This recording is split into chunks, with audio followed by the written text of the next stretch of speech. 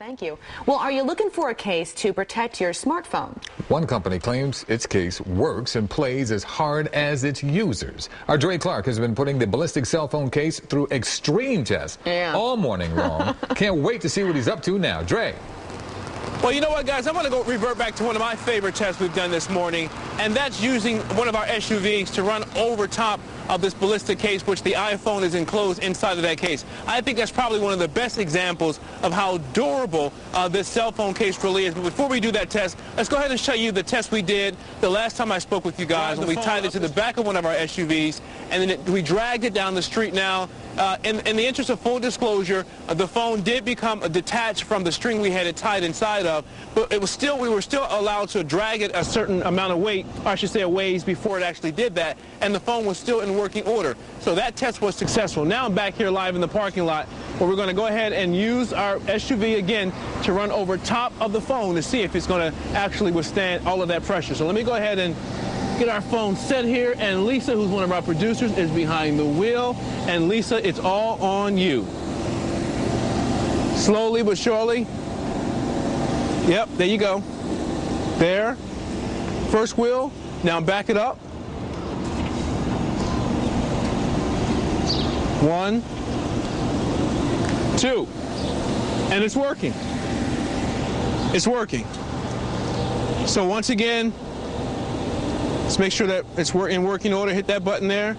I almost was nervous there for a little bit. You can still see it's still working. Another test, come on, follow me, Scott. Another test we did earlier this morning. Matt, can you hold that for me? We went up the ladder here, up quite a ways to see if it would work, and dropped it down. It passed that test. Why not do it again? It's a round robin anyway. Let's see if it works. Scott, give me a tight shot on that if you can. Still working.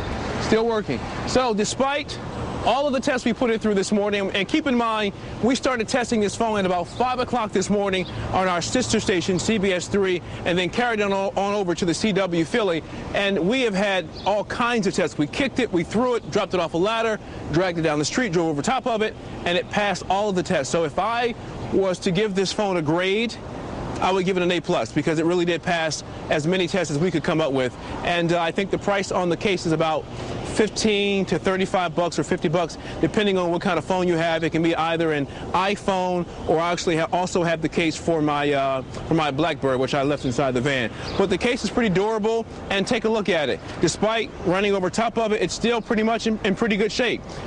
Got some dust on it, but for the most part, it's pretty nice. Pretty much in pretty good shape. So not bad. Not bad at all. What's the time say on it? Is the time right at least? What's the time say on it after all that? Time says 8:36 a.m. All right. That's about right. All right, that's work. That works. About right. You're ready to change 8:37.